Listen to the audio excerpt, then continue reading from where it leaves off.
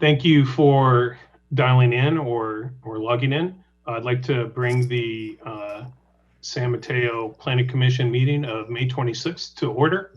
We'll start with the Pledge of Allegiance.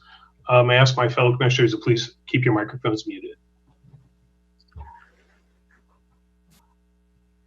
I pledge allegiance to the flag of the United States of America and to the republic for which it stands, one nation, under God, indivisible, with liberty and justice for all. Okay, can we please have roll call? Of course. Commissioner Williams. Present. Commissioner Maldonado. Present. Commissioner Ebnetter. Here. Vice Chair Mallory. Present. Chair Etheridge. Present. Okay, excellent. Thank you. First item on the agenda is to review and approve the Planning Commission minutes from the meeting of April 28th. Does anybody have any comments or questions on the minutes that were provided? I do, Mike.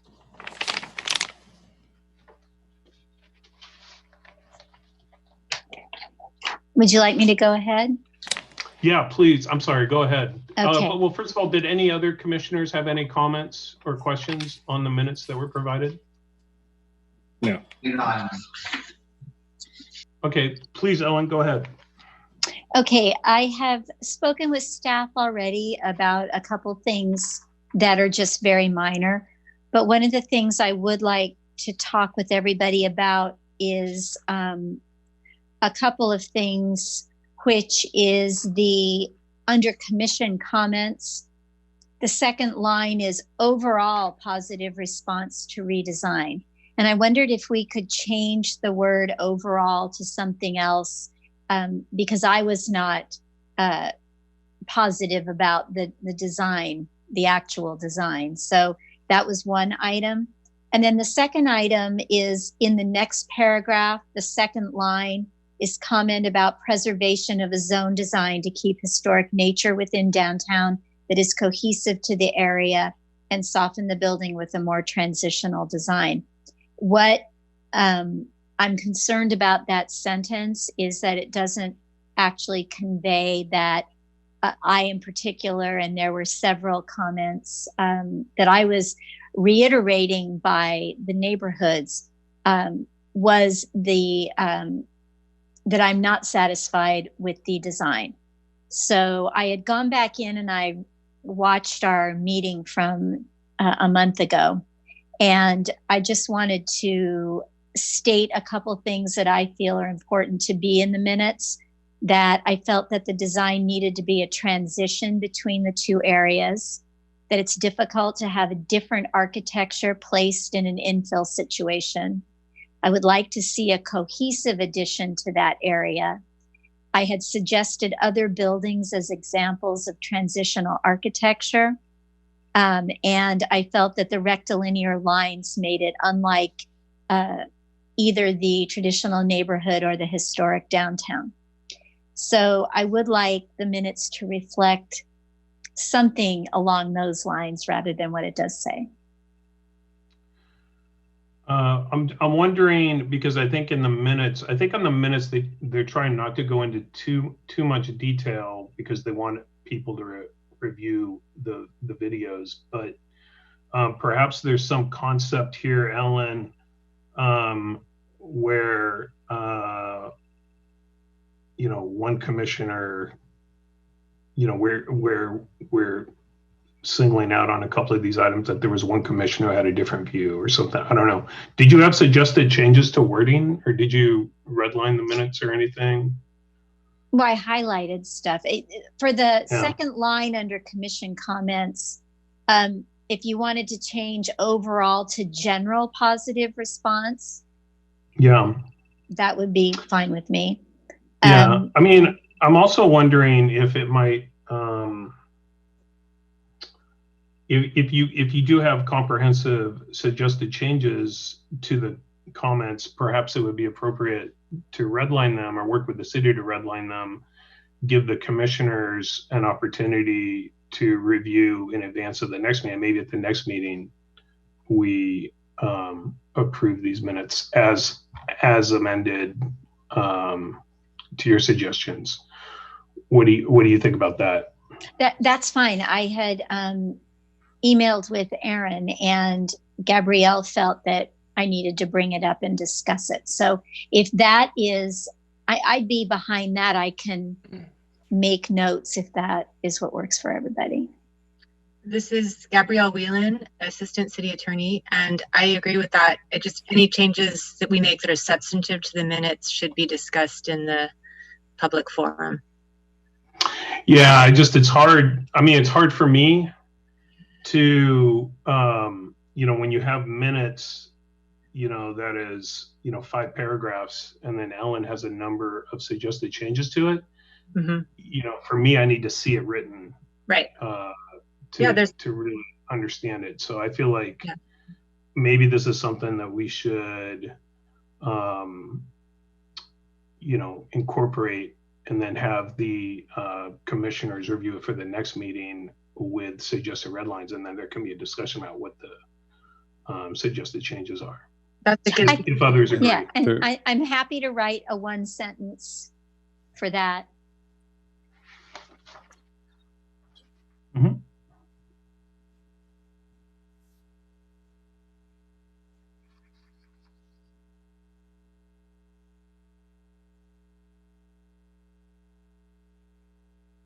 Yeah.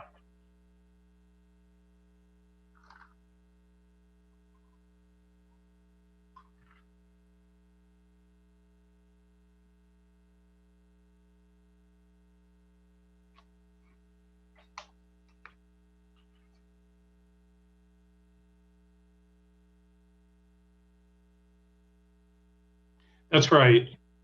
Well, that's exactly right, Patrice. That's why I wanted to also balance, because I know Ellen has a lot of very specific things that she feels should be in, and I agree. But I also want to balance it with what the guidelines are that the city is using to summarize minutes. Because I do know I've had this discussion with Ron in the last year on certain minutes where I had suggested changes, but because they were meant to just be more summary and capturing dialogue but not getting into specifics, we hadn't made the changes. So I want to balance that with what Ellen's recommended changes are.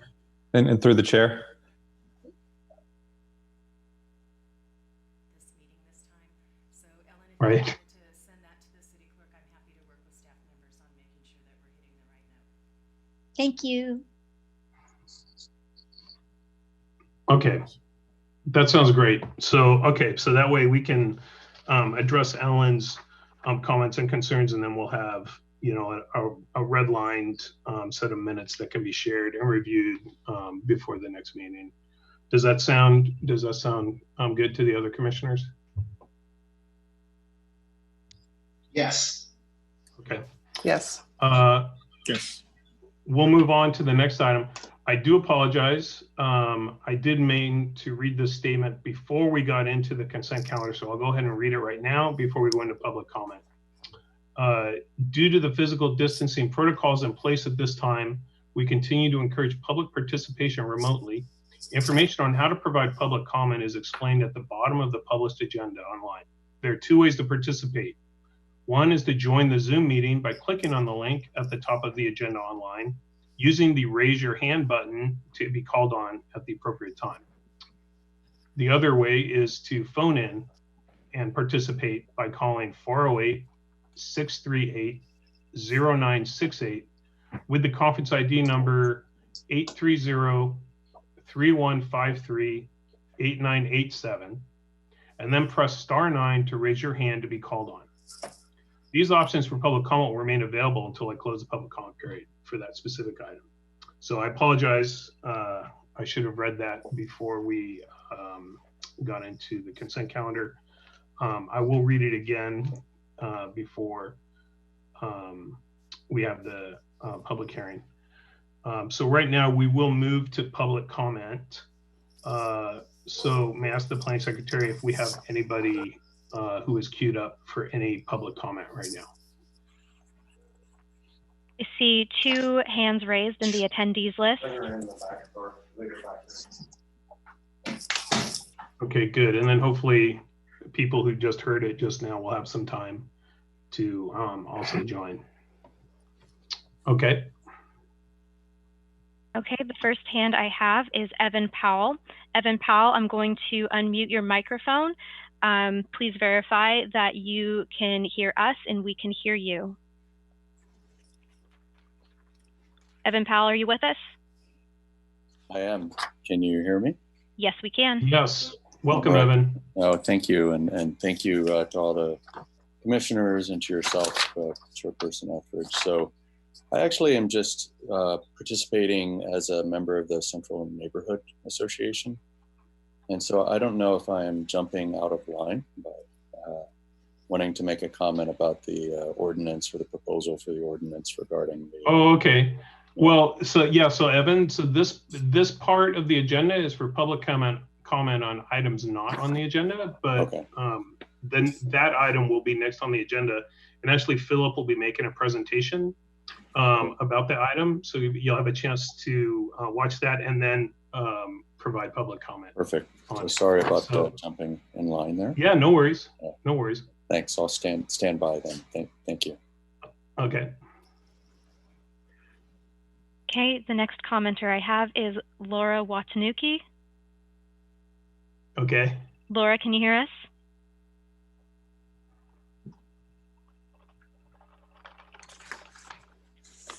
Can you hear me? Yes, we Yes. Okay. Welcome, Laura. Hi. I'm also going to be commenting on the second item. Okay. Did you have any comment on something else or just on No. the... Just on the item that's on the agenda this evening.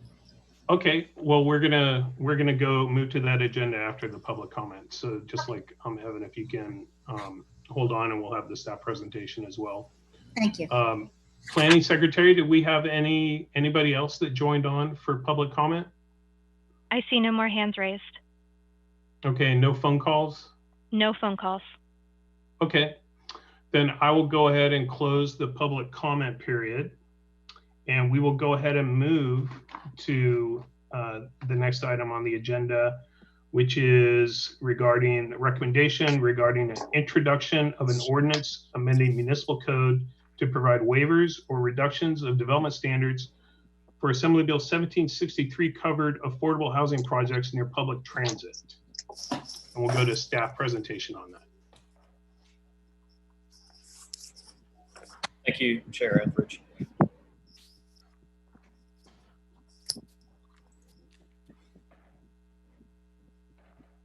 Chair Etheridge, if you wouldn't mind, can you confirm that you're seeing the presentation? Yes, it's on the full screen. Great. Looks good. Good evening to the Planning Commission. I have a very brief presentation for you today, and we'll just go right into it. As it relates to the pertinent background for AB 1763, this was signed into state law in late 2019. This Assembly Bill amended the state density bonus law to provide additional benefits for 100% affordable housing projects. The proposed code amendment presented to you tonight would modify the city's own density bonus ordinance found in Chapter 2715 for consistency with the state's density bonus law. I did want to note that a previous version of this code amendment was reviewed by the Planning Commission this past March and was recommended to the City Council by a 3-1 vote. However, since that meeting, staff has revised the code amendment so that it's not so narrowly focused and prescriptive in nature. In addition, an initial study negative declaration was conducted to ensure any potential environmental impacts of the ordinance were considered in accordance with CEQA. The general provisions of AB 1763 provide 100% affordable housing projects, a density bonus of 80%, and 4 incentives or concessions.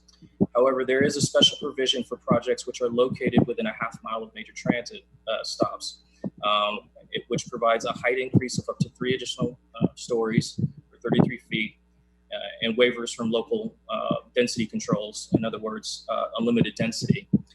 I did want to note that for projects that are utilizing this special provision, the state mandates that no additional waivers or reductions of development standards are provided, at least through the Assembly Bill itself.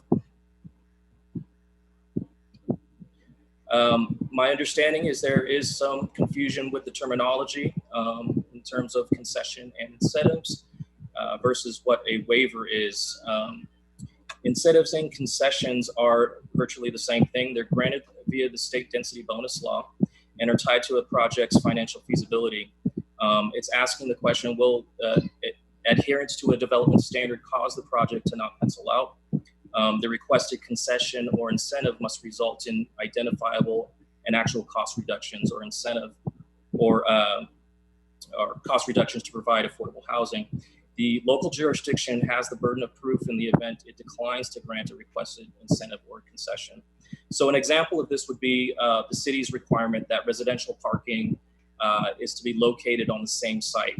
So you could have an instance where a higher density project could be located on a relatively small lot.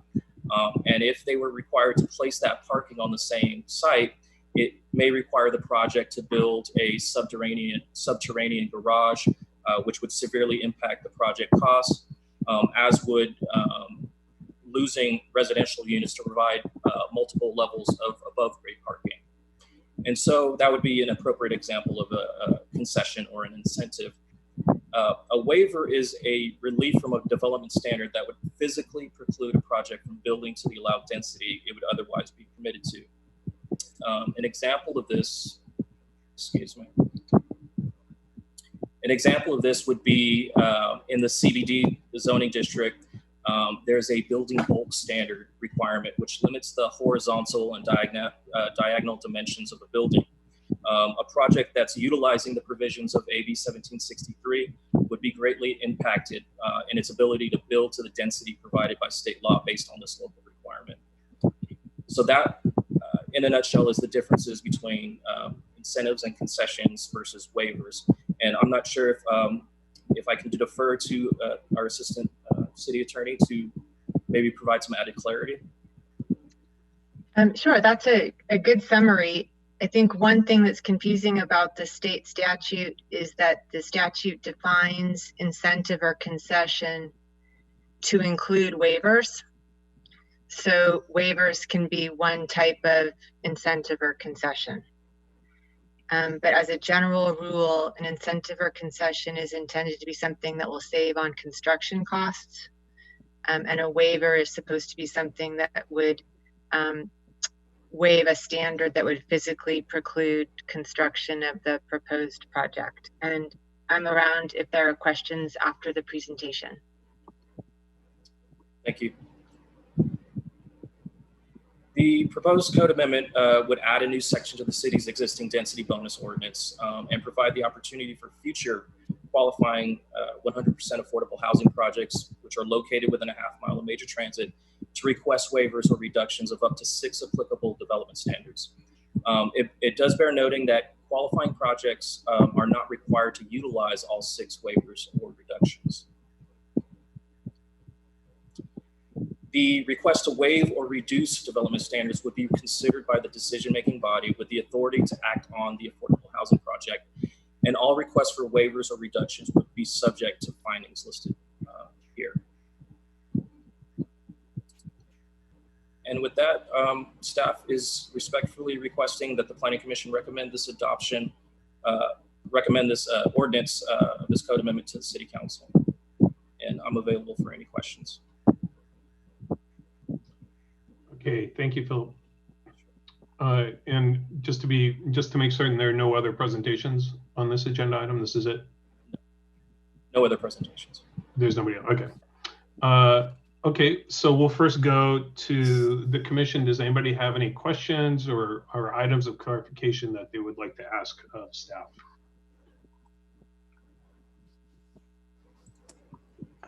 Yeah, I do. Okay, Margaret, would you like to start? Okay.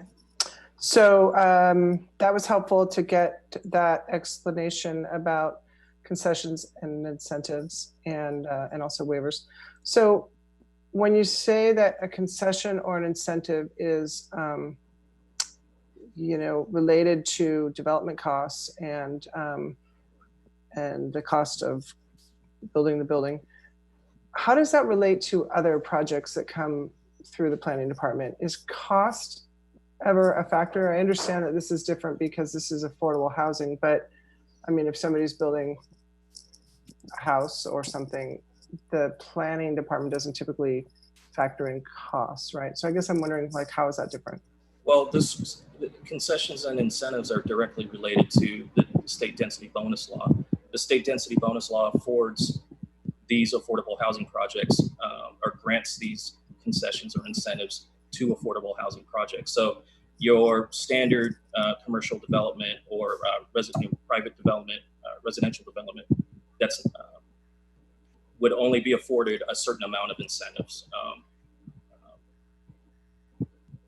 I'm not sure if it qualifies for the incentives or concessions based on the percentage of affordable units that it's providing.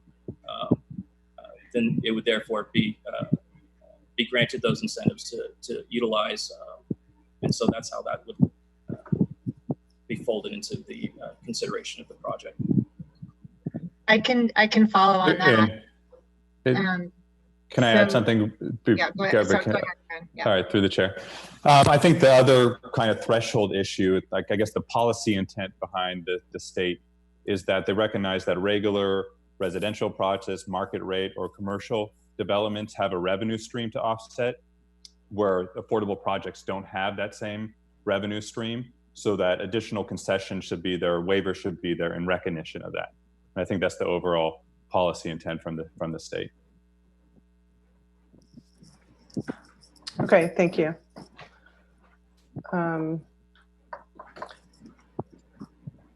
I guess I had one other question.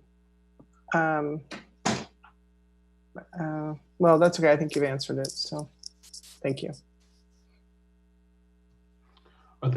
Thank you, Commissioner Williams. Ellen, I see your hand raised. Let's go to Ellen. You're on mute, though. You're on mute. Thank you. There we go. Aaron, I just wanted to make sure I understood what you had just said. Are you saying then that the additional 6 concessions, incentives, are intentional policy by the state that they have not enacted?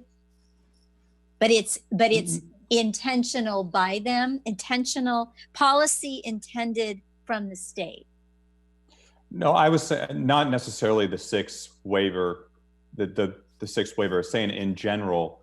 I think the commissioner's initial question is, you don't take these in consideration for normal market rate developments. I think overall, the state created this policy, and now we're implementing it at the local level with the recognition that affordable housing developments face higher barriers from a financial standpoint, and that's why we're putting forward additional waivers and concessions because of that. Okay, thank you. Can I follow up on that? This is Gabrielle Whelan, Assistant City Attorney. Yep, go ahead. Okay, so the earlier version of Government Code Section 65915, which is the state density bonus law, used to have a sliding scale that the commission may be familiar with. And it used to say 1 incentive or concession if you're providing a certain percentage of low income, 2 incentives and concessions if you're doing more than that, etc. This new AB 1763 is adding to the existing state density bonus law. And it's saying if a developer is building a 100% affordable project within a half mile of major transit, they automatically get 4 incentives or concessions. And that's it. And the law, before AB 1763, the law used to be that you would get that sliding scale of incentives or concessions, and you would get any waiver of any standard that would physically preclude your proposed project.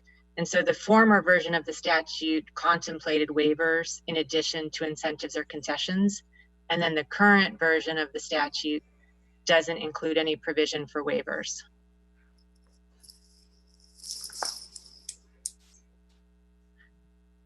Is that helpful? Did that answer your question, Ellen? Yeah. Okay. Thank you. So through the chair, Mike. Yes, Romero. So what we voted on in, I believe, late March, those were the 4 concessions to fall in line with AB 1763, correct?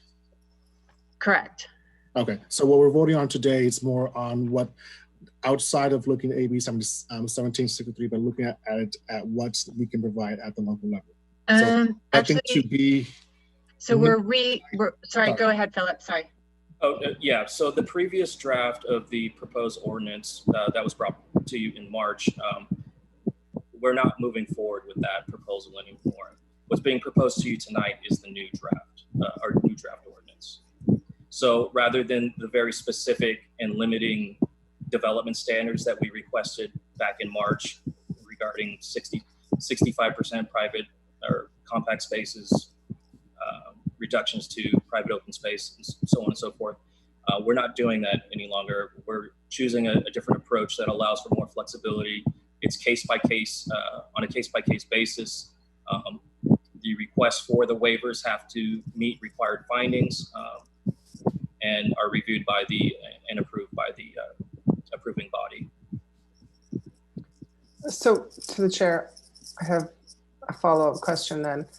So yes, we know what, thank you, sorry. So we know what the 4 were that were proposed last time we looked at this, and those were clear. And so now, as you said, it's a more broader, more open, proposed amendment that, or a broader amendment that is being proposed now. So what, can you give us some other examples about what we're opening it up to? I appreciate that it's case by case basis, but I guess what other kinds of things besides the open space or the compact parking or the height? Is there a couple of other examples you could give us? Yeah, I'm sorry, can you hear me? Yes. Yeah, so it's literally would be any development standard, architectural design guideline.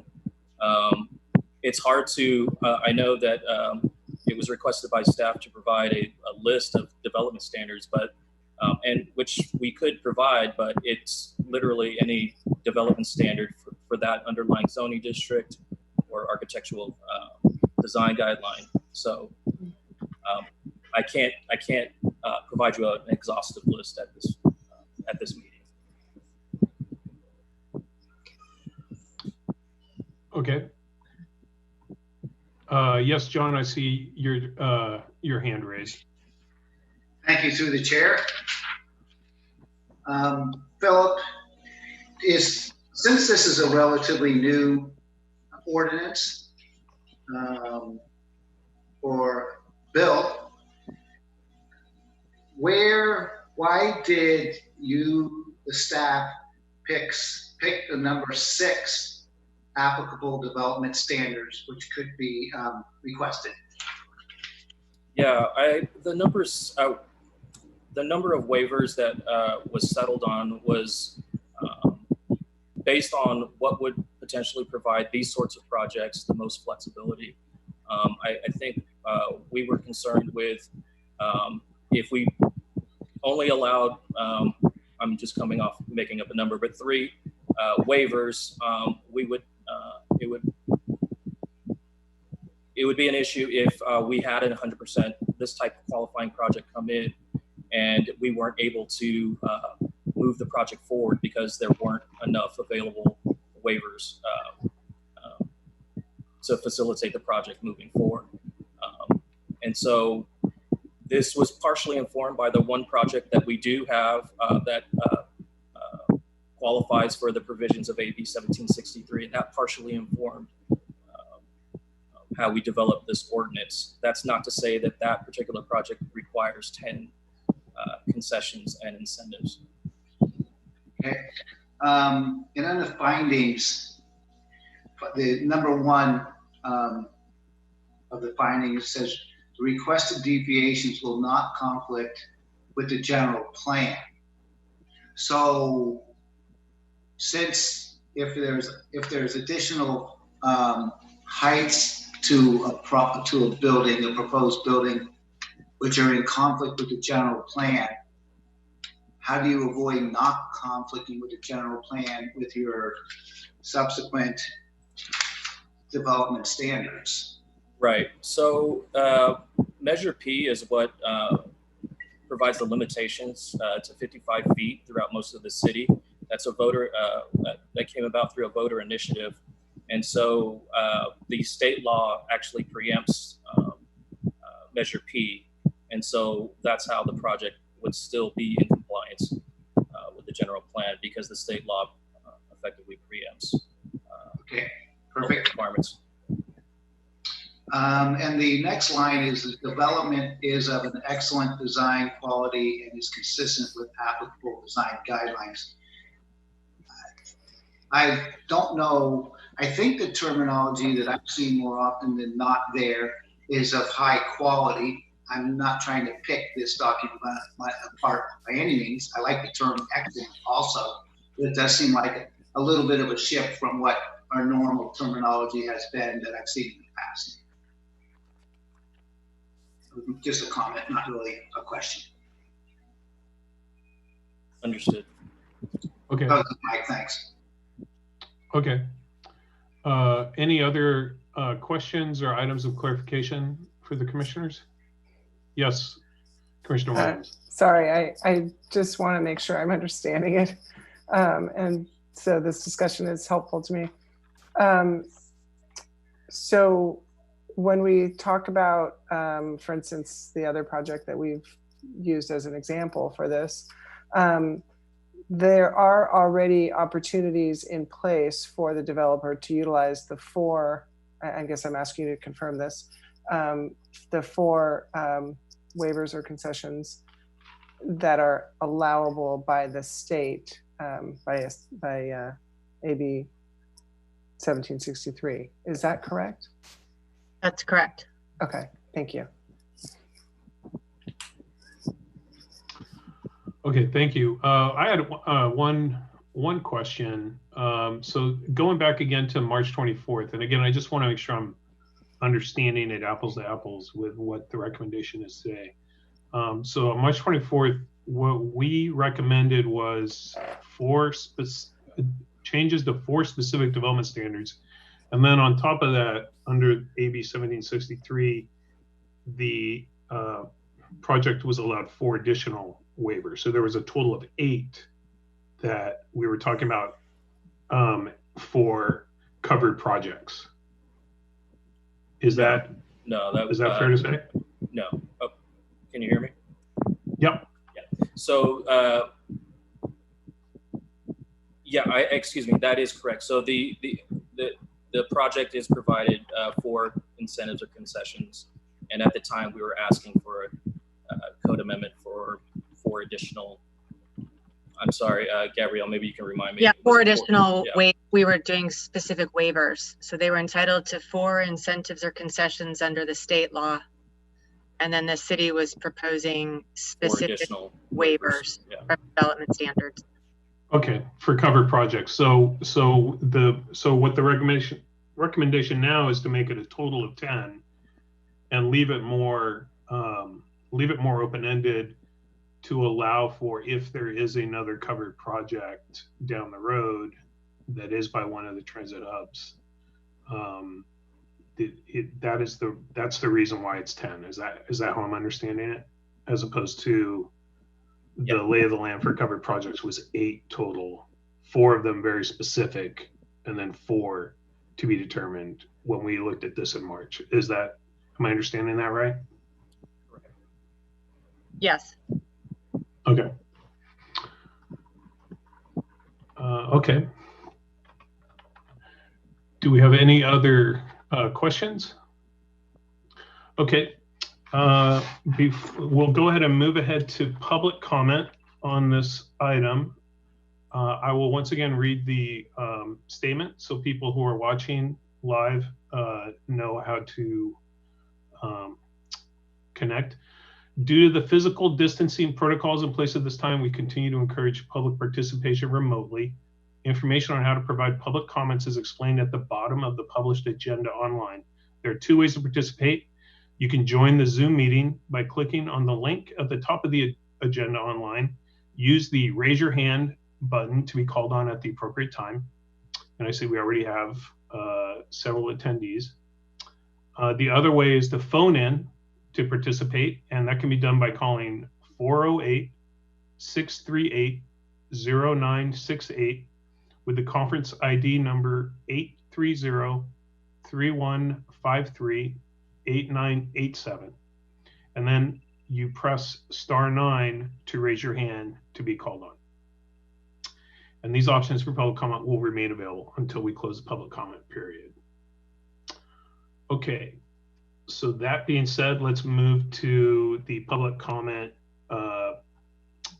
segment for this agenda item. Okay, I see 3 hands raised. Sorry, 4 hands raised. First comment is from Michael Weinhauer. Michael, I'm going to unmute your microphone. Please let us know if you can hear us and verify that we can hear you. Michael, are you with us?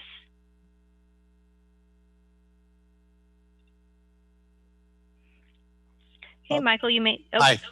Can you hear us? Yes, I can hear you. Sorry, I was muted. Okay. No worries. We can hear you. Great. Evening, commissioners, Okay. and thank you for the opportunity to speak here. My name is Michael Weinhauer, and I am with the Board of Central Neighborhood Association.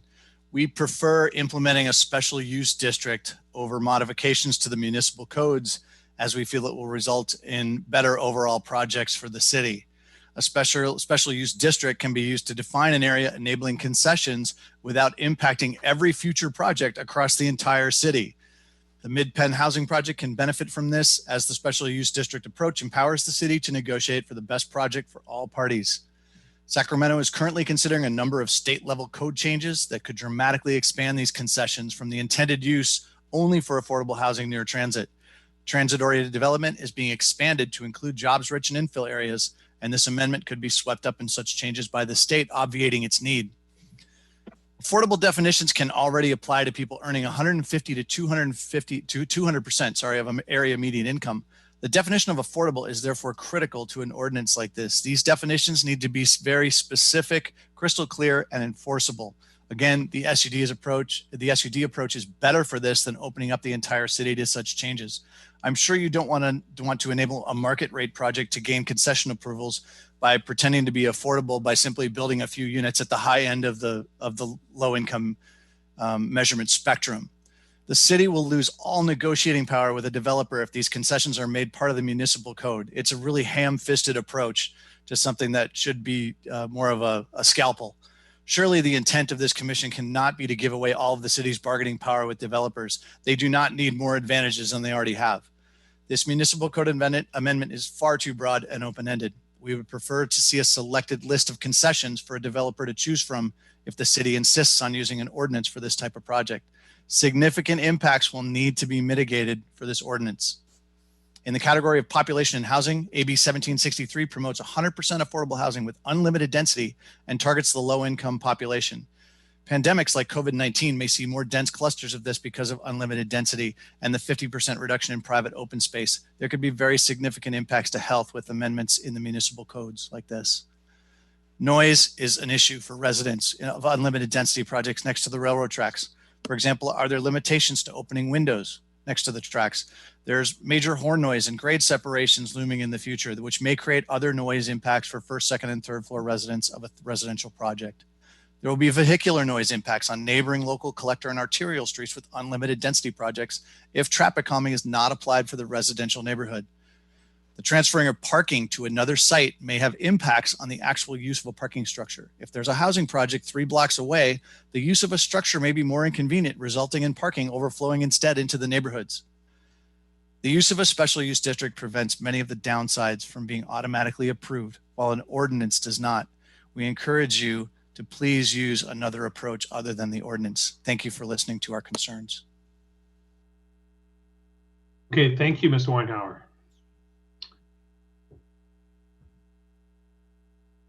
Okay, my next speaker is Evan Powell.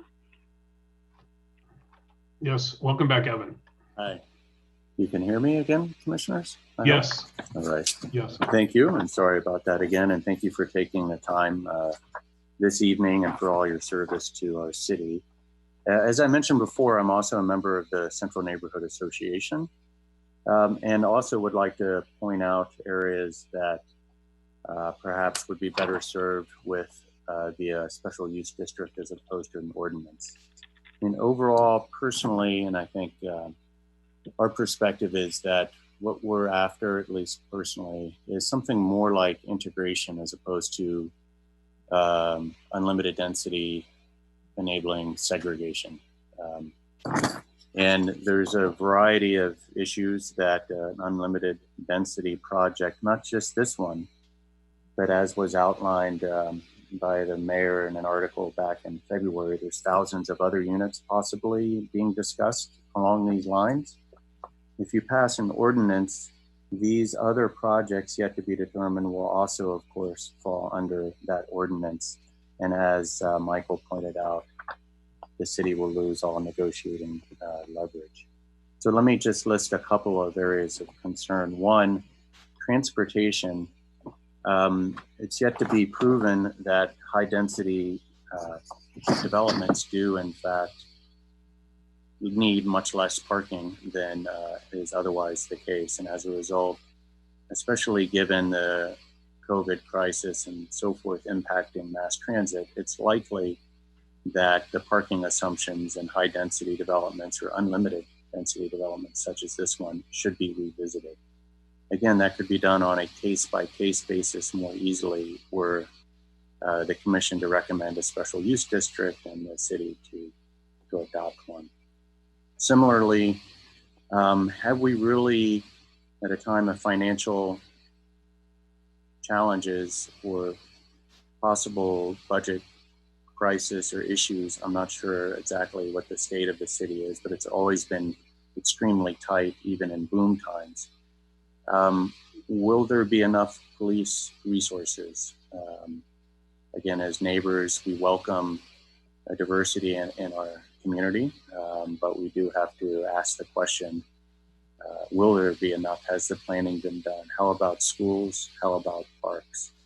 Have we really planned this out? Perhaps we have in this case.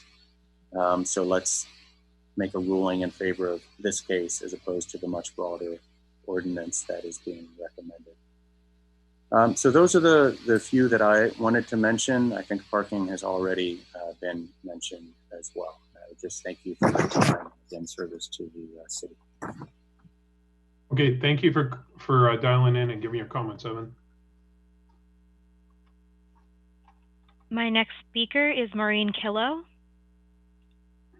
Maureen, can you hear us? Yes. Can you guys hear me? Yes. Yes, hello, welcome, Maureen. Hi, thank you, and thanks for being here tonight. And again, my name is Maureen Killow, and I'm on the board of the Central Neighborhood Association. We're concerned because this ordinance will change the aesthetics of our neighborhood and produce buildings that are massive and more bulk and heavy looking. There's not enough effort by developers to bring in similar design elements and materials from the surrounding neighborhood. Affordable housing should fit in well around other existing buildings and neighborhoods. Concessions that limit the city's ability to seek such changes aren't helpful. There are two great examples of transitional buildings where developers worked with the community. The Metropolitan Apartments was built by Prometheus, and Humboldt Square was built by Saris Regis. There are craftsman elements drawn into these two housing developments. This ordinance will make it harder to gain the cooperation of a developer to improve the aesthetics. This puts the neighborhood at a greater disadvantage for the opportunity to have a high quality project. Do not approve this ordinance.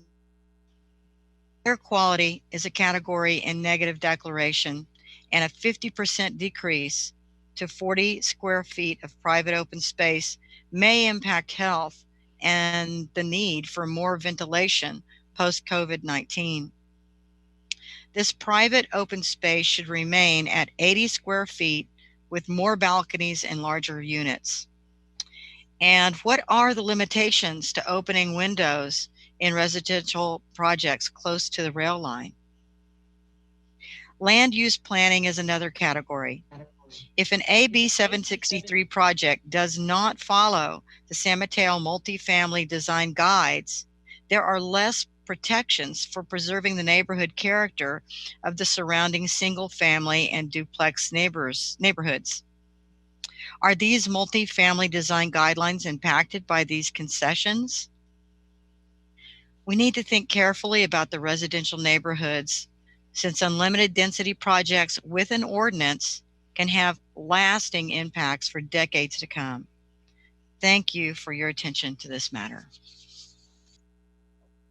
Okay, thank you for your comments, Maureen. My next speaker is actually a phone-in speaker. Would the speaker with the phone number ending in 180 please join us? I'm going to unmute your phone line. Can you hear us? Diana Pettit. Can you hear me? Yes. Yes, we can. Yes. Yes, welcome, Okay. Ms. Pettit. Hi, I sent a letter that should be in your packets today. So Yes, it is. Okay, great. So I'm going to leave it at that, and I'm going to read you something else. It's called Behind the Housing Crisis, and it was an editorial written by Lois Howler from Burlingame. Editor, to understand the housing crisis, we should follow the money. We can start with when one of our big tech companies decides to build a new office complex for maybe 5,000 new employees. When the complex is built and the employees are hired, there is no place for most of them to live. So big real estate entities free up enough space by raising rents until enough current residents are forced out. Then the entities charge their new renters enough rent to suck up maybe 2/3 of these highly paid teachers' salaries. That is, if they don't have roommates. Where is all this money going?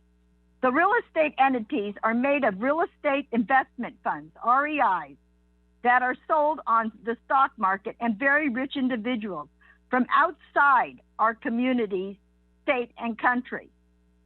We are a huge cash cow for these outsiders. Just building more housing won't work. We can't build fast enough. We must find a way to shrink the profit that these entities are marking off our way of life.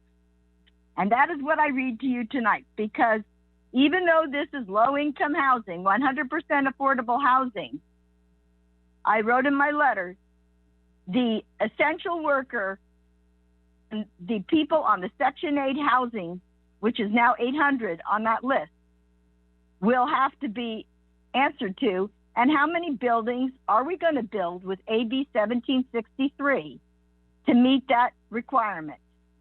Thank you. Okay, thank you for your comments and sharing that editorial. My next speaker is Adam Lorraine. Adam, can you hear us? Yes. Can you hear me? Yes. Yes. Welcome, Excellent. Adam. Thank you. Good evening, Commission and staff.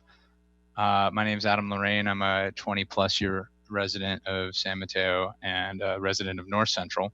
And I just wanted to give some support to staff's proposal because I think in the broader scheme of things, if the city of San Mateo is interested in bringing about more mid-pens, if you will, I think that's clearly in the interest of a city that's going to have to meet its new RHNA numbers and find ways to continue to house people. I am a little disappointed by some other public commentary that seems to raise the specter of market rate housing potentially getting special treatment under the guise of an affordable moniker.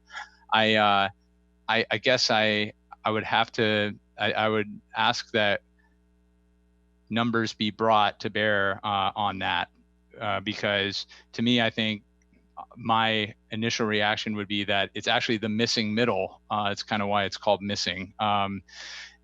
This mid-tier, the exact same firefighters and policemen that people are saying we are going to need, who are making around those salaries that could perhaps fit in some of these projects that would go into that economic tier level, that salary and household income level. And of course, Mid-Penn is not at that level. It's at a lower level, thankfully, because the city is involved as a partner. And as somebody personally who makes what would be considered moderate income, I can't even apply to be a part of Mid-Penn because it's for people under that income bracket. So while I guess it's potentially possible to have for-profit developments that quote 100% be above that level, I still think it would be hitting that missing middle and generally achieving the goals the city needs to achieve. So I would like to leave it at that. Thank you. Okay, thank you for your comments, Adam. My next speaker is Jordan Grimes. Jordan, can you hear us? I can hear you. Thank you. Yes, Good evening, welcome, Jordan. Thanks, Mike. Good evening, commissioners. Thank you for your time. There's a lot to unpack in the comments that have already been made, but for now, I just want to say that I really appreciate staff's work on this. I think allowing for concessions on a case-by-case basis makes sense. I do also want to note that Assemblymember Chu, who is the author of AB 1763, does have a cleanup bill in the legislature this year to address some of these issues around concessions. I think it's 2345. You can check me on that, but I know the bill clarifies some language around this particular issue and allows applicants of 100% affordable projects to receive. I think it's 6 incentives on top of whatever the base is. I do just want to say, based on some of the other comments, some of these comments were really distasteful, and there's a huge difference between density between apartments and overcrowding. Overcrowding is what you get when you haven't built enough housing.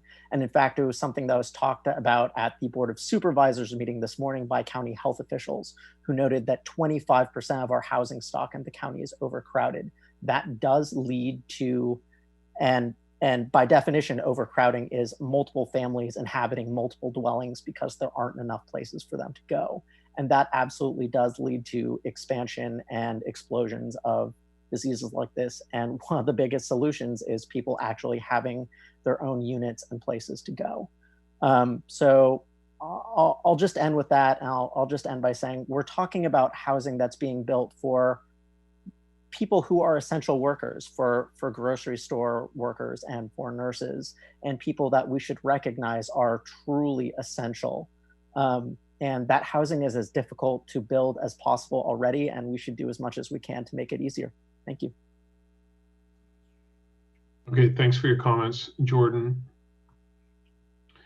I see we have several other attendees in the room, but I don't see any other hands raised. Do any other of our Zoom attendees wish to offer public comment on this? And specifically, I know Ms. Watanuki had dialed in at the beginning when we had the public comments before the item. So I want to make sure, I want to clarify if she wants to offer public comment. Yes, I do. Oh, great. Okay. Can I speak? Go ahead, Ms. Watanuki. Okay. We can hear you. All right, Yep. Thank you. Good evening, Chairman Etheridge and members of the Planning Commission. My name is Lori Watanuki, and I'm on the board of the Central Neighborhood Association. This municipal code amendment adds up to 6 more concessions to the 4 incentives allowed in the state density bonus, which comes to a total of 10 zoning exceptions for a 100% affordable housing project under AB 1763. This is too generous a concession to developers. We feel the quality and design can be compromised to house so many people on a very small parcel.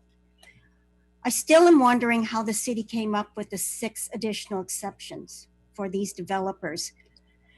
10 exceptions are not needed for the Mid-Penn project. In fact, few projects need these many concessions. Why is this number so high? With AB 1763 and this new ordinance, there is a push to build more units on the small footprint with less parking, cutting costs, reducing the quality of materials, and a push to meet deadlines for funding. This puts a neighborhood at a greater disadvantage for a high-quality project. Changing the municipal code at this time is unnecessary and counter to the city council direction, as it preempts the general plan process by making land use decisions before the general plan review is completed. As you know, the council is concerned that the general plan is done with full participation of San Mateans, and this amendment for AB 1763 has had inadequate public review. We hope that you will have an open mind for considerations for a special use district. This will provide much more flexibility. Thank you. Okay, thank you for your comments, Laura. Do we have any other attendees who would like to raise their hand and add any public comment? I see no more hands raised. Okay. Well, I don't have the hammer, but I will go ahead and close public comment on this item then. There were a couple of questions that were brought up in public comment that I felt that I captured at least as appropriate to ask to follow up with regard to this ordinance. So I guess I'll mention them, and then if anybody else has additional questions that came up. So the first question I had, which I would ask of the staff, is will this ordinance open doors for other types of projects that are not defined as covered projects here to have the benefit of the number of concessions that this code amendment would allow? No, I'm sorry. Can you hear me?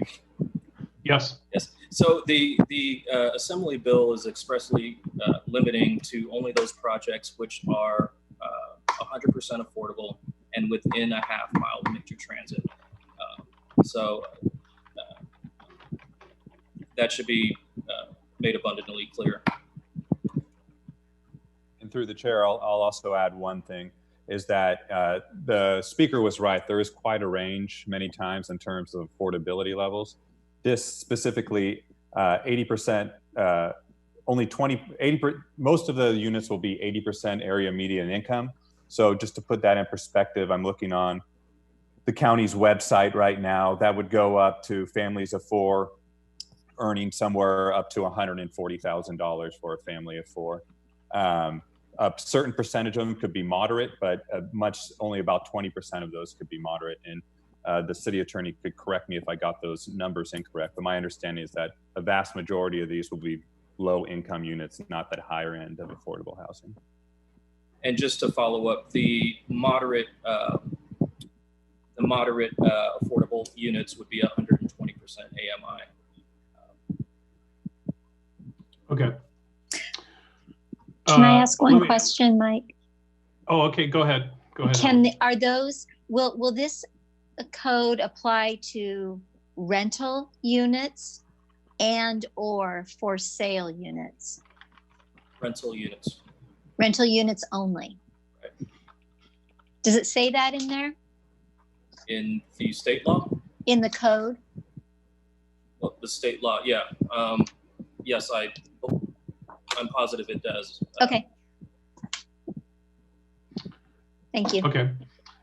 So, so I know this was brought up in the letter and it applied to the code amendment in general. And then I did see it in the response, Philip, but can you talk a little bit about, did the staff consider approaching this type of changes required by AB 1763 by using the special use district? And if so, why did you decide to recommend a code amendment process over that? Well, we looked at plan developments, you know, special use or special districts, and Gabrielle may want to weigh in, require, you know, I believe a general plan amendment of some sort. And we want to identify the projects that are located with, that are covered by this project. So those projects which are within a half mile of major transit and 100% affordable. So the easiest route that made the most sense is a code amendment, which is a standard planning tool used to update our local ordinance with state law and to ensure consistency as state law changes. Code amendments happen all the time. This is a response to that new assembly bill, the new state law. This is Gabrielle Whelan, Assistant City Attorney. I would need to look further into whether a general plan amendment would be required. I'm not prepared to answer that this evening, but it would be either that or a zoning code amendment. And I think we were trying to mirror the state law and only address covered projects, which will be the 100% affordable near transit. And so we didn't want to dictate where in the city that would occur. And then the other thing I wanted to call to the commission's attention is that there are findings in the ordinance that have to be made before the additional waivers will be granted. And through the chair, to add a little bit to that as well, I think the two key things are that you still have to make specific findings. So this still has to go through a process for any project to be approved. And that project requires neighborhood notification, and the neighborhood will be involved with that. The second is that you still have to look at this project from an environmental standpoint. You still need to look at things like what impact this will have on the police department, what impact this will have on parks and things like that. That doesn't go away because of this. So there still is a requirement to go through the process and analyze the impacts of every single project as you're going through that process. Okay, thank you. You know, another comment that came up in the public comment that I noted was there was a mention of a cleanup bill that's been proposed in the legislature. Is that something that the staff looked at and considered in this, you know, to align it with what this, are you familiar with it? This is Gabrielle. I'm not familiar with it, but if it does pass, we would probably take a look at what we have in the municipal code and recommend an amendment to be consistent with any new state law. Okay. So presumably that would be something to research or look further into before it went to council for final resolution. Would that be fair to say? Yes. Sure. Okay. You know, the other, I'm not sure, I think this is a question, but public comment brought it up, so I'm bringing it up now, but 10 does sound like a lot. It like on the surface, it sounds like a lot. And in March, when we did the review, and we set aside, there were 4 specific defined changes and then 4 open-ended. So it was a total of 8. What are some of the circumstances or items that, and again, I know that this is a general code amendment. This isn't on any specific one project, but what are some of the, I felt like when we looked at because we did just have the mid-pen study session, and we did look at the required changes that, again, the density required, and it felt like we had a fair number of requests, and it only came to 8. What are some other scenarios or things that you're thinking about that make you recommend as a staff 10 and not 8 as we had previously been discussing in March? I think that's fair to ask that, and that was brought up in the public comment and in the materials. Yeah, Well, as you mentioned, we wanted to design this ordinance so that it would be able to provide flexibility for future projects that came in.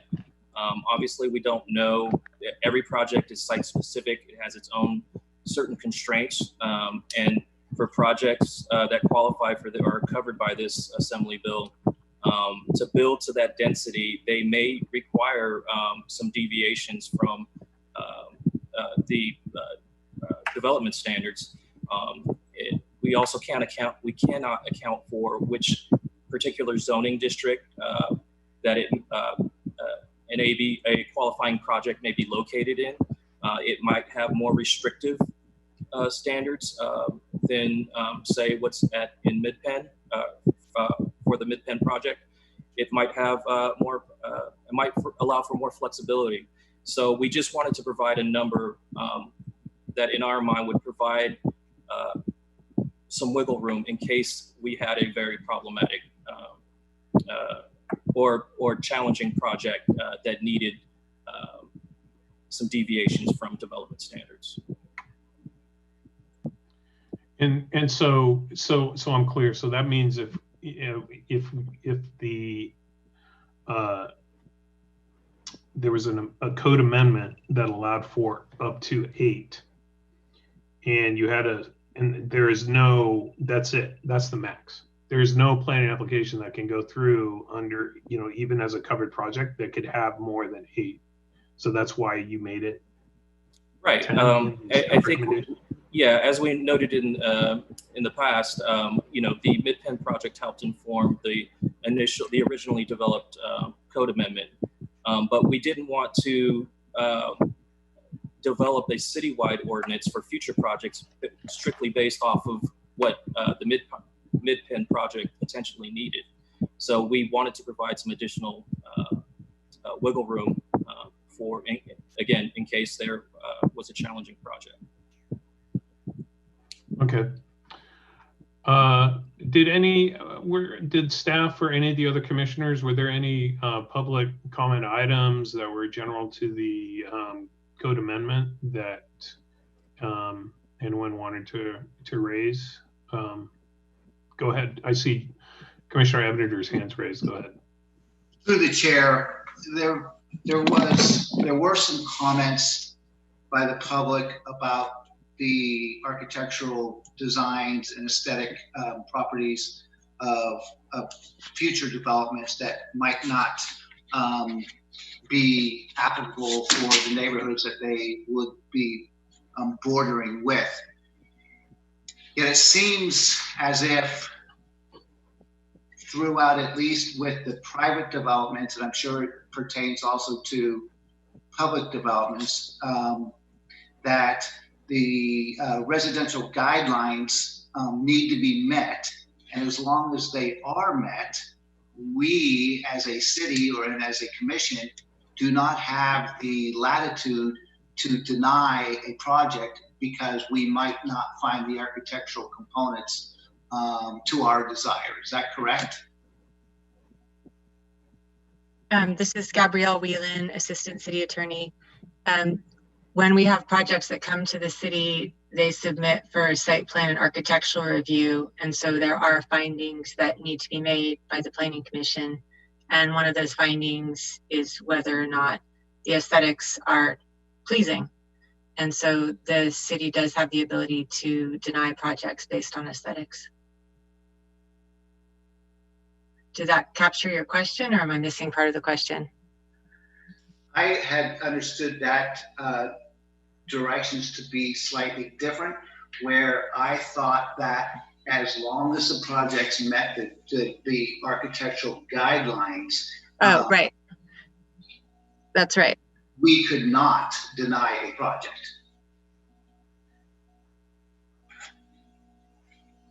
It's hard to give a blanket rule, but as a rule, we've adopted guidelines for what the city thinks will be pleasing. I think, are you getting at the Housing Accountability Act? Yes. Oh, okay.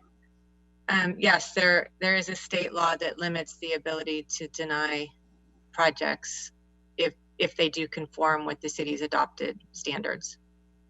Correct. Thank you. And could I just did want to follow up on one question that came up. Someone had asked whether the ordinance was specific to rental housing. And I did just double check the ordinance, and it doesn't make a distinction between rental housing and ownership housing as presented.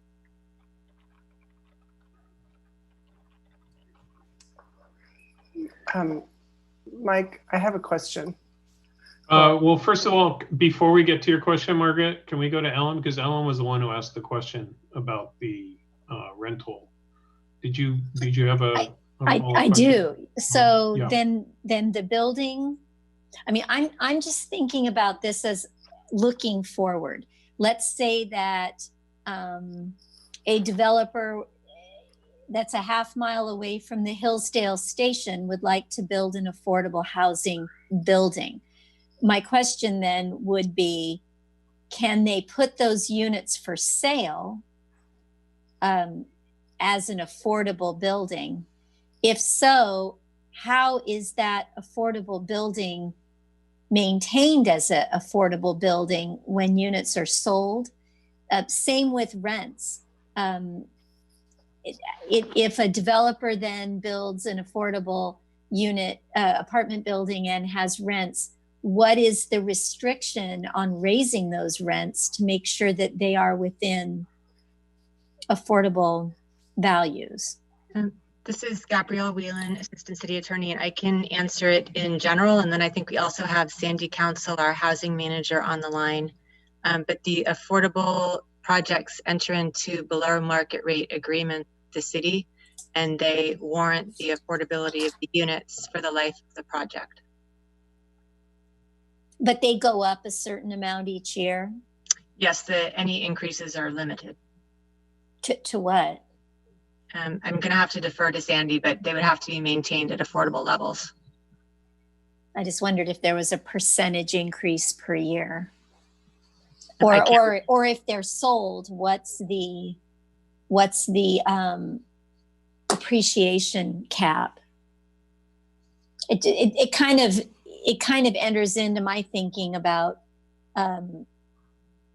the potential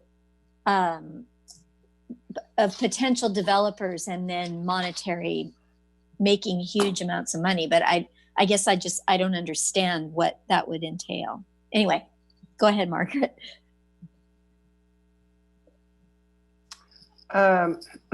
My question would sort of ties into what Commissioner Ebneter was talking about in terms of design review, and then earlier we were talking about the required findings that must be made. So, I think that there is a responsibility to look at it in terms of design and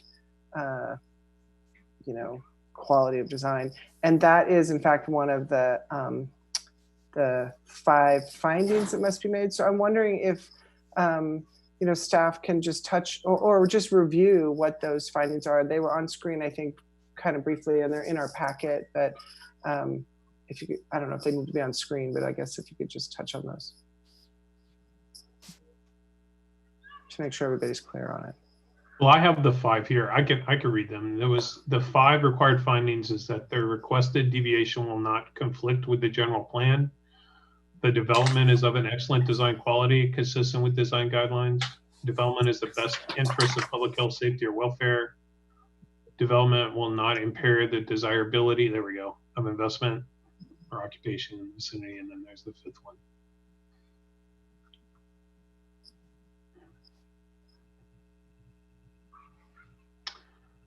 Was that your specific question, Margaret?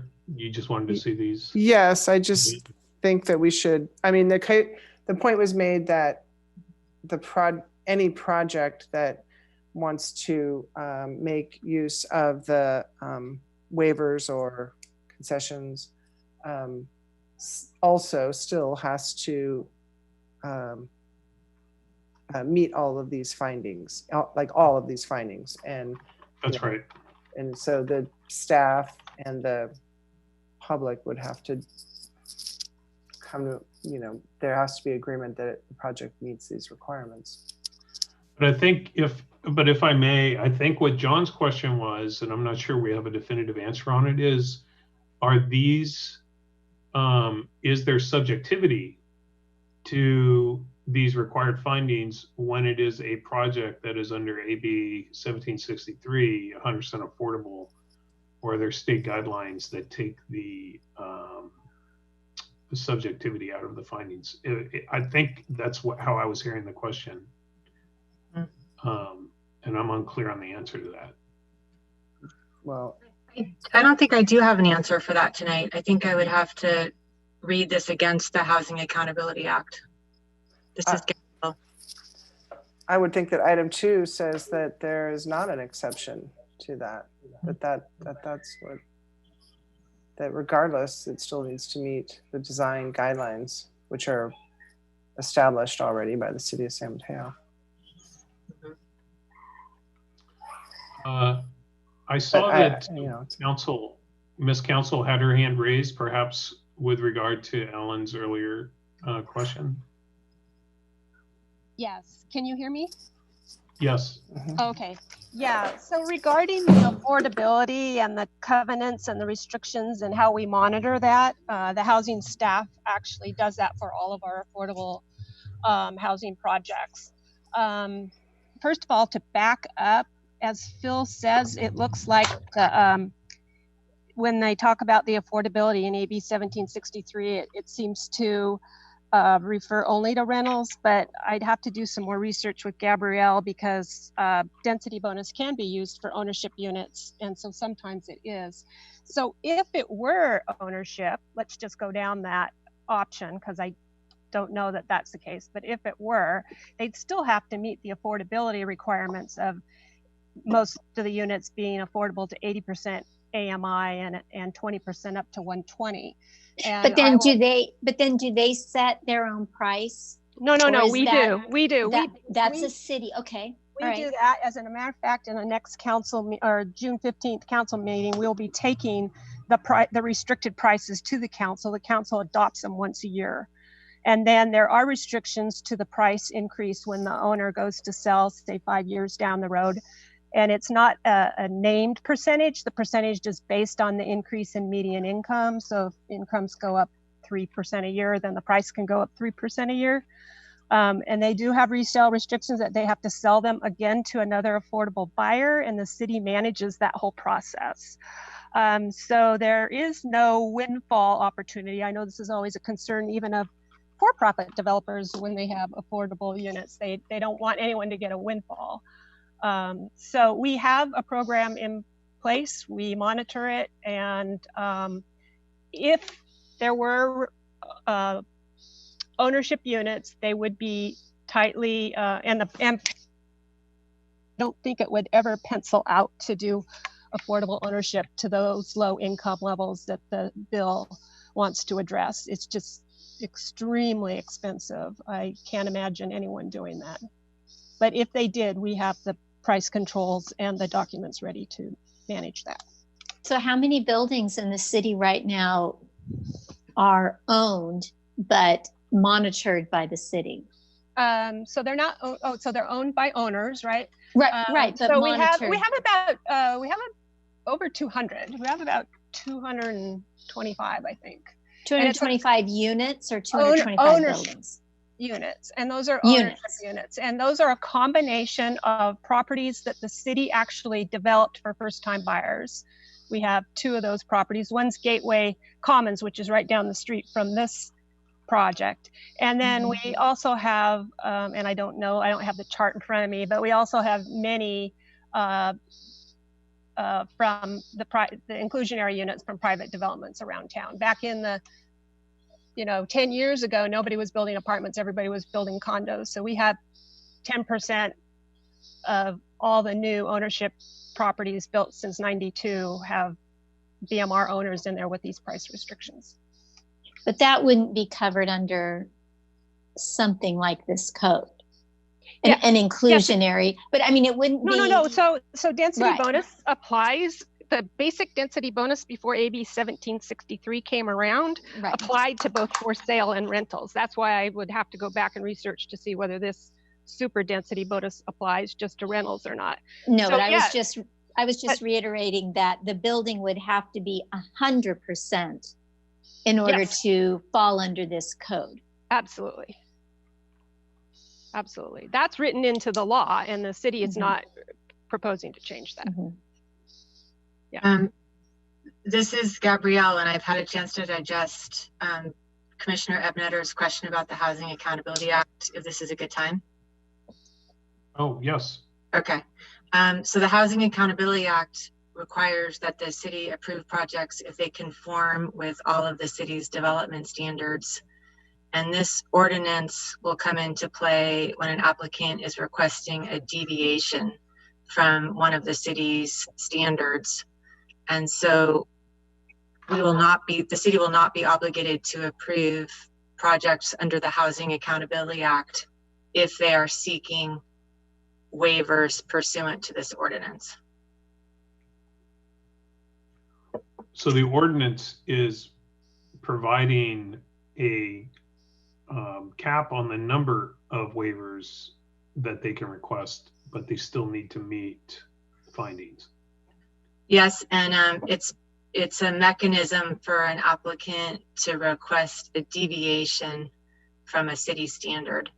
And so if an applicant is requesting a deviation, they're not, by definition, they're not in compliance, and they're not entitled to the automatic approval provisions of the Housing Accountability Act.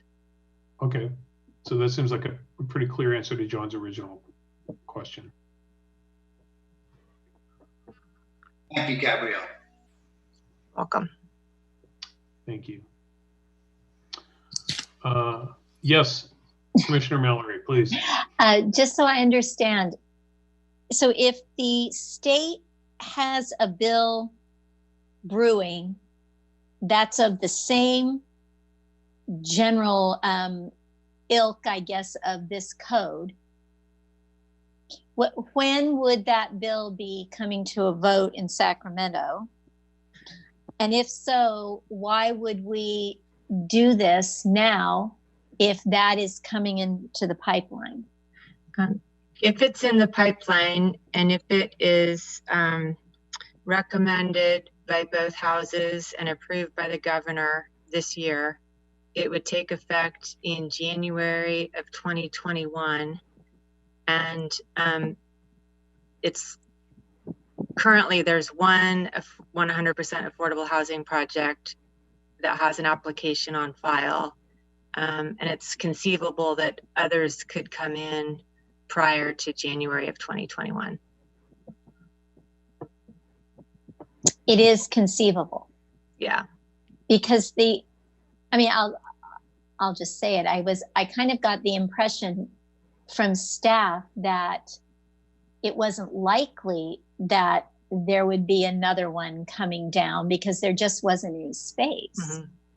So that is that doesn't fall in line. Well, so the short answer is this ordinance would address any projects that come in between now and January of 2021.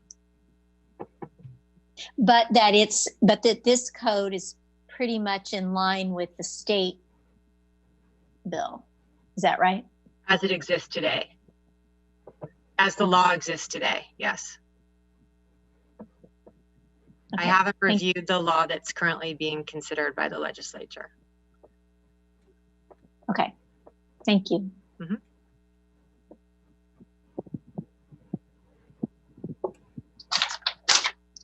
Okay, do we have any other clarifying questions that any commissioners or staff want to bring up before we go to commissioner comments? Yeah, I just, if you don't mind, Chair Etheridge, I just wanted to make note that many of the comments brought up during public comment today were provided in a letter from the Central Neighborhood Association. Staff provided a formal response to all of those questions, and that was forwarded to the Planning Commission, and I just want to confirm that was received.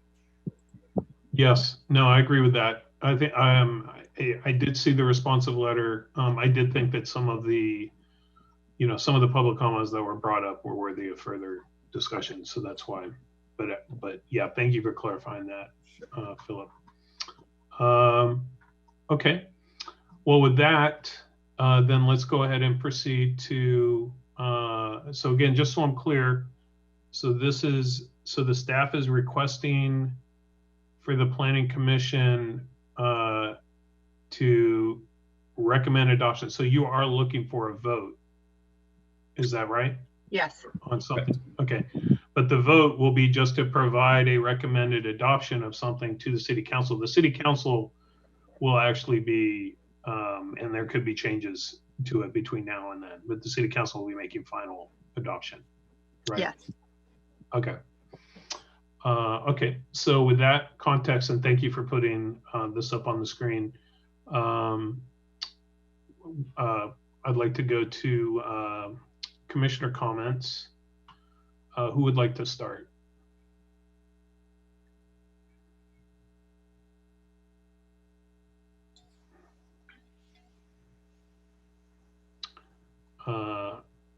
Okay, I see Commissioner Abner raising his hand. So thank you, John, for taking one for the team. Thank you again for hosting a great meeting. Sarcastic. No. You're doing a great job.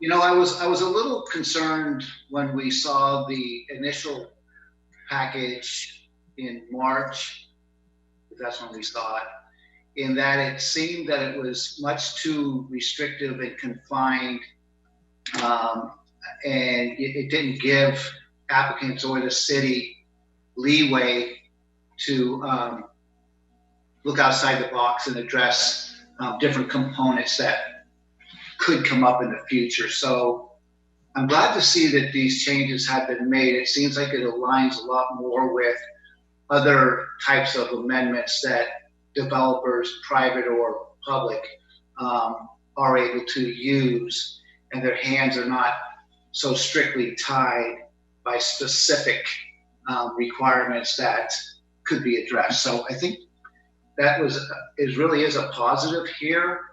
I had asked about the 6 additional incentives only to see if there were some additional city requirements in other cities that may have been implemented.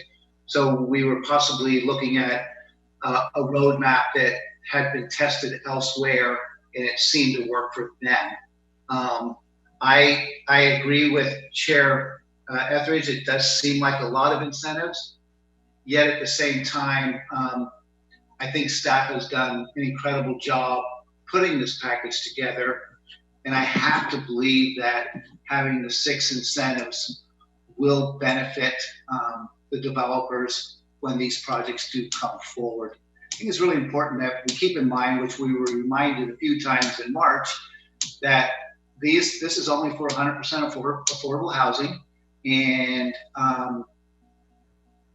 there aren't a tremendous amount of those that come our way, and it's an important segment to address, and having this tool to help us will make those projects more desirable for the neighborhoods and for the city as a whole.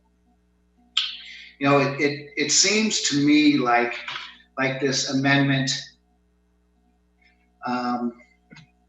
is a good reflection of what our general plan vision outlines or envisions. You know, the key component to our general plan update is to become a more inclusionary, sustainable, and equitable city. And for our city council and for city staff to acknowledge that, to put the time and effort into this type of code amendment, to encourage our city to address some of our past digressions of exclusionary housing is highly commendable, and is courageous. We need to make changes. We need to address today's issues with code enforcements that will make a difference to people's lives. It is a huge accomplishment to get staff and council to move the needle in that direction and to acknowledge the importance of it and how it will fit directly into our general plan updates. Thank you. Okay, thank you, Commissioner Ebner. Who would like to speak next?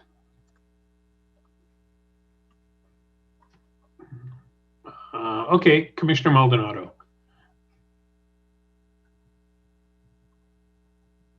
Okay. My only comments are just like, I want to commend staff as what we voted on in March was more tailored to one specific project. And it was only for that project that we're voting for those 4 incentives and those 4 waivers. But I want to recommend them for taking that that foundation and moving it to something that can be used throughout the state. I mean, throughout the city for other developments and to use for other developers to try to build more 100% affordable housing in the city of San Mateo. David Chu's bill, Assembly Bill 3148, which it's still in committee, has some of that language to do increased waivers from 4 to 6 in his bill, but I don't see that ever coming this year or not next year because it's still in committee. So I don't see that even becoming a law till 2022. So I recommend, I give props to staff for looking beyond just this one project that we currently have now and seeing how can we create amendments in the ordinance and provide developers with incentives to go and to build 100% affordable housing. My comments. Okay, thank you, Commissioner Maldonado. Commissioner Williams, your comments? Sure. Yeah, thank you for the presentation and the comments from the public and helping us to understand this and all of the dialogue about this amendment. It's really well thought out and there's a lot to it. But I have to say I'm conflicted about this. 100% affordable housing is really very exciting and it's a really important and admirable goal for us as a city. I mean, in our previous booming economy, it was obviously important. That's how we sort of started with this. I mean, that's how this has come about, I think, because we had a booming economy that wasn't very inclusive. So, and certainly moving forward with whatever our economy is going to look like from this point on for the next period of time, it's also going to be really important. So I'm very clear that that's a really important goal. My concerns are that broadening the amendment rather than the very specific items, and I know this is difficult because previously when we saw this, I had concerns about some of the specific items, for instance, the open space, reduction in open space. And now that it's broader, I'm not sure if I'm comfortable with that either. I think that, that it's really important as we build new buildings to maintain high quality design. And that includes massing, that includes landscape design, and all of the other details that go, as part of the building. So, I mean, I think that's part of our responsibility as a group here. And that's what the development standards are set in place for. So I feel like I could approve this if it was less than the 6 waivers or concessions that are being proposed. And I'm sort of randomly saying that I think half that many. I think 3 plus the 4 from the state. Wait, so Commissioner Williams, do you mean less than the 10? So right now, I think the recommendation is for a total of 10, because not there's associated 4. with any Yeah, specific. well, and I think that's because there's 4 from the state that are already in place. Right, and then 6 because of from AB the state. 1763, and now we're amending that to add 6 more. So I think if we could propose less than that, like 3 additional, that would still allow the project to have 7 concessions from the current development standards that are in place for buildings, all the other buildings that come before the planning department. I think that that's still 7 concessions. And I mean, I was sitting listening to all of this, trying to figure out what is, I don't know what the right number is, but what's an appropriate way to kind of come to a, what's the word? Compromise, or come to some agreement together. And I think that it's really important to maintain the all of the, when I say design, I mean like the big picture of design, the way it fits into the neighborhood, the massing of the building, the height of the building, all of those things. And so I think those are that has to not be diminished. And I also think that reducing the number of concessions still makes it a viable, feasible project for the group, the development group. Those are my comments. Thank you. Okay. Well, before we go to Vice Chair Mallory's comments, can I put it to the group of commissioners? Is there, so I think, Commissioner Williams is recommending fewer city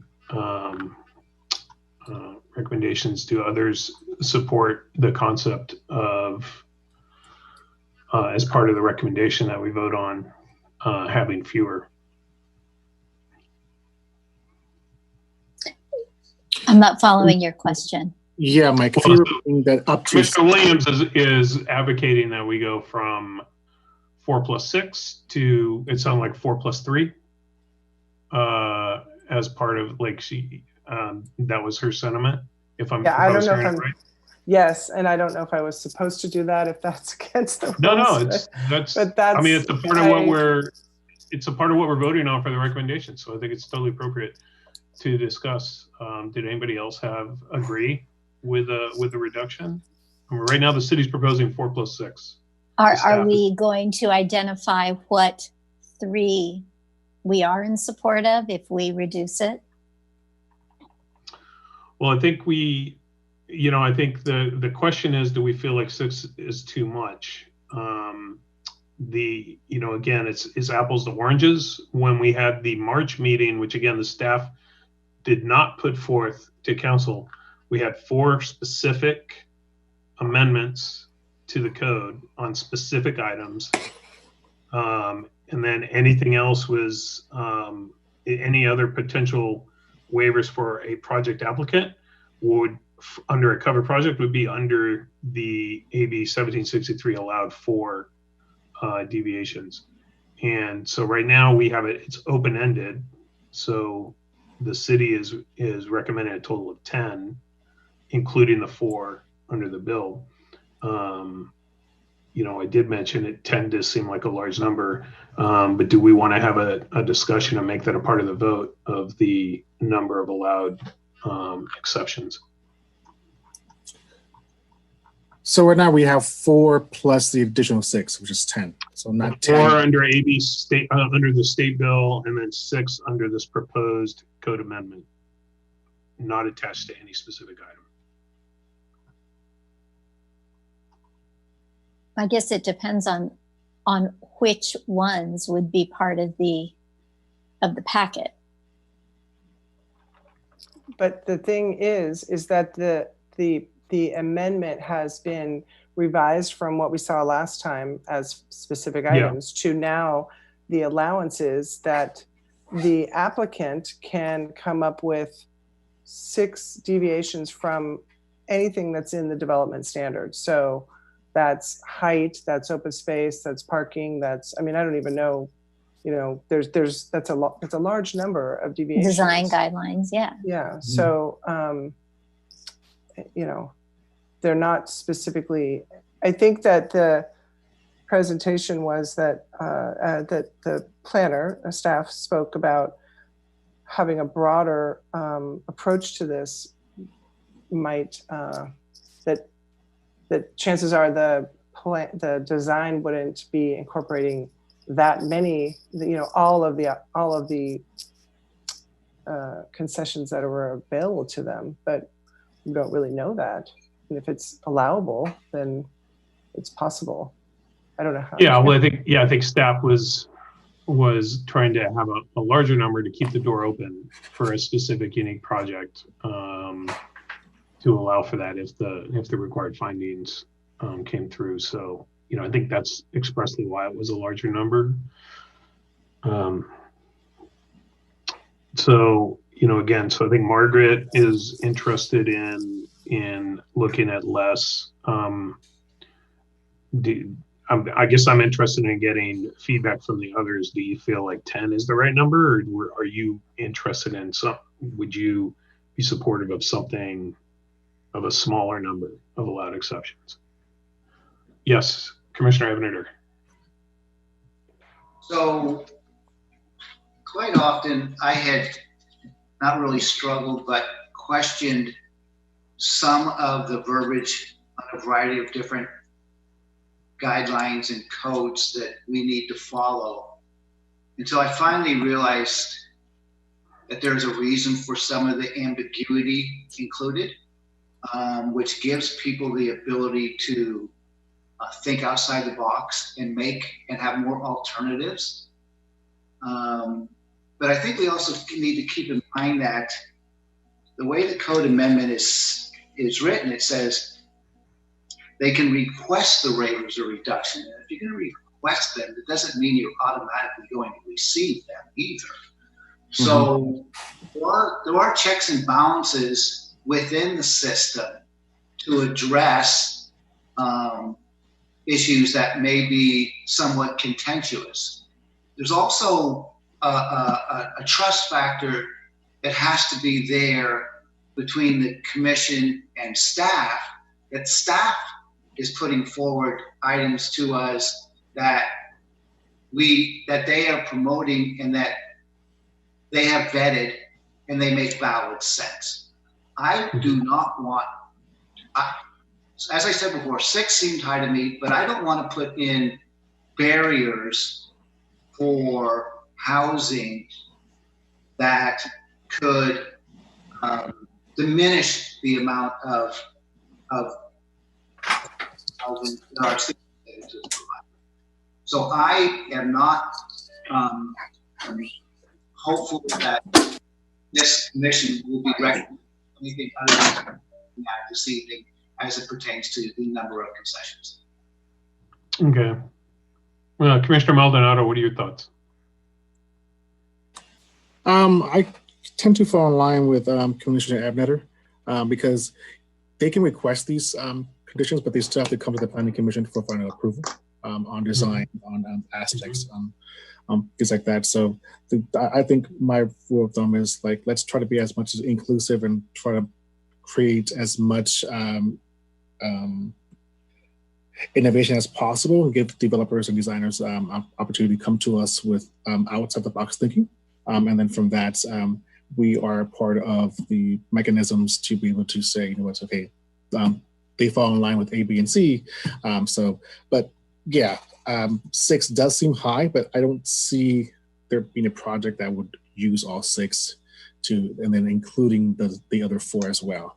And this is just also tentative until state law is voted on. That might change that number in the future. Yeah. Okay. Yeah. Well, let's table it, and then we'll get to the final recommendation to vote. But my sentiment is generally the same as Commissioner Maldonado's and Ebneter's on this item. So Vice Chair Mallory, why don't we go ahead and go to your comments? Okay, I'm going to follow on with what Margaret was talking about because I liked what she was saying about some of this. And I think my concern is more along the lines that our affordable housing, which I am in support of, be a part of the community and look like the community, blend in with the community. And I think the only way to do that is to have the guidelines. I think one thing that concerns me is that we have the general plan still in front of us that we still need to think about. And there seems to be two schools of thought. And I think the city council has been dealing with something that they wanted to wait on to have dealt with by the general plan process and the height limits and things like that. But yet we turn to this item and it's the code for something that is going to be affecting the city. And it's okay for that to go ahead before the general plan. And I think the general plan will be very instrumental in detailing a lot of what we're going to be dealing with on this issue. So that confuses me and it concerns me. I think that with the state coming forward with their bill, it's usually much more involved than what we have had at the city prior to the RENA numbers and all that. So I am a little concerned about enacting something now, then having to change it later because the state comes down with something else. If what staff has said, that there's not a high likelihood that there's going to be another 100% affordable housing development go in, would it make more sense for us to not go down this path, to take each item as it comes, and then wait and see A, what happens with the general plan, and B, what happens with the state laws? Because I think 10 is too many. I think we could probably do very well with 3 in addition to the 4. But I hate to see things go up that are not going to be blending in with the community.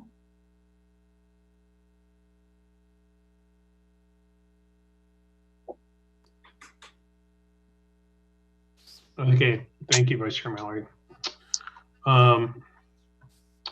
So my comments, so, I do want to thank all the public who joined our Zoom chat room and commented. And, I think it is important to hear all the voices. And I think these virtual meetings are improving and getting less awkward. They're still super awkward, but they're less awkward than they were. With regard to the comment, there's some good comments in the letters, and then, with people talking about, why use a code amendment instead of, going down detailing out specific special use district. And, that is an area, Commissioner Evander used the word trust earlier, but this is one where I have to defer to the professional staff's judgment and expertise and looking at the alternatives and the best way to approach. And, the recommendation from them and, is that the code amendment is the right way to do it. It's very specific to a small cohort of types of covered projects that this AB 1763 covers. And so, I do defer to their judgment on this and support it on that question. With that context of that, this is an advisory vote, right? Nothing that we're doing here is binding. So the recommendation could change when it goes to city council. Things, there could be more inputs or things that they factor into their decision. But, from what they presented, and they have put a lot of work into this and thought out, I do defer to their judgment that the code amendment is the appropriate way to handle this. With regard to the 10 total allowed waivers for these AB 1763 projects, as all of the commissioners, I think, have mentioned, that number does seem high. But again, I do understand the staff's perspective, why they want it high. And, they don't want to limit possible future projects in these very covered projects in these very specific zones that maybe, we have one example of a project that is in progress that we had a study session on. There may be another project that has different elements that could, support. So again, I like the idea of having it open-ended, like Commissioner Ebner mentioned, allowing for a little bit of that ambiguity in the actual code amendment, allows for the professional staff to do their best work that makes sense for the community. I am hearing from staff, and again, there's a lot of public comment and concern about this, but I'm hearing from staff that these covered projects are the only ones that are going to be subject to these concessions. It's a very small cohort. AB, 100% affordable projects that are within a half mile of these, designated transit areas. And so, I think that there's been some concern shared that if a code amendment happens that allows all of these, a larger number of permitted waivers, that is just going to go run rampant through the city. And I feel comfortable. That, with the cohort of projects that are getting these concessions, and further, I feel I'm actually very encouraged by what Ms. Whelan shared, that, the required findings still must happen for these waivers. So it's not just so there is that mechanism for the city staff, for the commission, for the council to, review the requested departures and the designs of the project and make sure that they are fitting, they're fitting the intent of our, city's planning process. I think that, with regard to this cleanup bill that was mentioned by one of our commenters, and then it sounded like Commissioner Maldonado is familiar with it. I think that that's something that we want to make sure staff is aware of and on top of it, and considering that before any final recommendation that goes to the city. So those are that's my comments and feedback.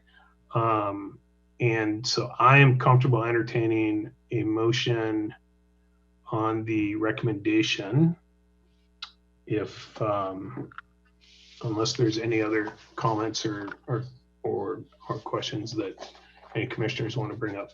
Yes, Commissioner Williams.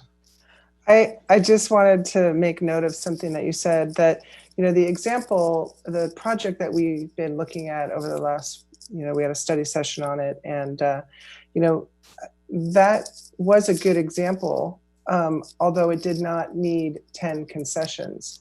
They were asking for, I think, 4 concessions, specific things. So I just kind of wanted to clarify that, because it kind of made it sound, like they needed all these concessions, but they actually, had a project even before they had any other concessions. Yeah. They had a viable, 100% affordable project. That's right. Yeah. So, and it obviously is a more feasible project with the concessions in place, but they've never been looking at 10. So. Nope, that's right. The city's recommendation is above and beyond the specific application that we have in place. So thank you for clarifying that. Would anyone, so absent any other discussion or commentary, would anybody like to make a motion on the item?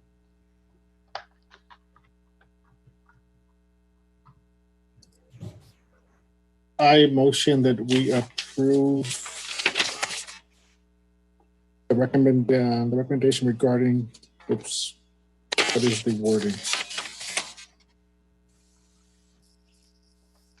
Philip, can you put that, the wording up there, please?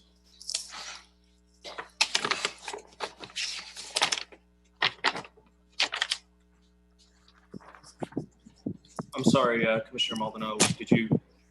Yeah, can you put the wording up there to Yes. the recommendation, please? Yes.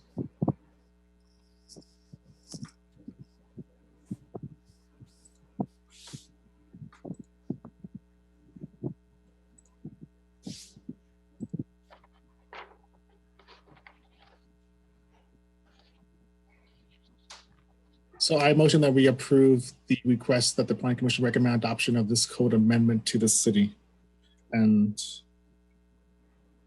the city council. to the city council. Okay. Do we have a second? I'll second that. Okay, second it. Can we have a roll call vote, please?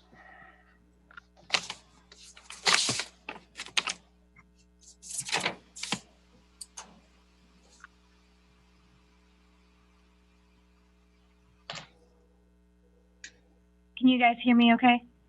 Yes. Okay. Commissioner Williams? I do not vote. I'm not quite sure how to word that. I do not recommend approving the adoption of this code amendment to the City Council. Okay. Commissioner Maldonado? I approve. Commissioner Ebnetter? I approve. Vice Chair Mallory? No. Commission Chair Etheridge? Yes. Okay. So the recommendation has 3 ayes and 2 nays. Thank you. And we can now progress to reports and announcements.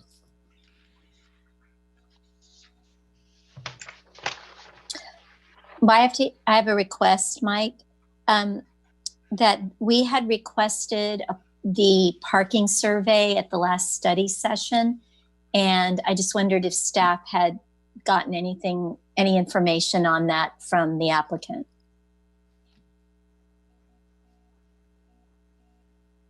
You're talking about the Mid-Penn housing project? Yes. The study session we had? Okay. Yes, Commissioner Mallard, or you're requesting the information that was to be provided by Mid-Penn. I think they. Yes. Yeah, I just wondered where we were. Right, I haven't received anything, but I haven't followed up with that, so I'm happy to do that and forward that to you if they have. Great, thank you.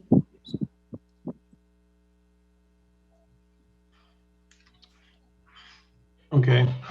Yes, Commissioner Ebnetter? Through the chair, I had a question for staff. I think 2 or 3 years ago, there was a state assembly bill that modified or clarified ADU requirements. And subsequently, I believe there were some substantial changes to that bill the next year.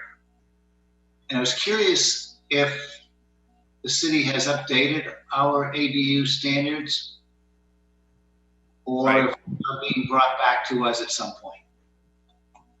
Right. So I actually, yes, the city is in the process of doing that. We went to City Council to review the state changes. We received feedback from the council. Some of the primary feedback was that city staff needed to do more community engagement.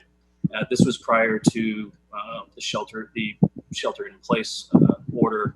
So that sort of derailed that for the time being.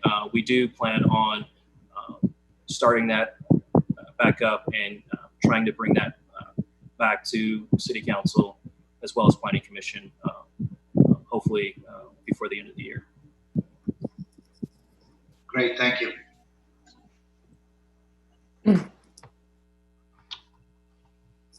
Okay. Any reports or announcements from staff, Mr. Ackman, or no? Nothing to report at this time. Thanks. Okay. All right. Well, thank you all. We will go ahead and adjourn this meeting. Thank you. Thanks, Mike. Thank you. Okay. All right.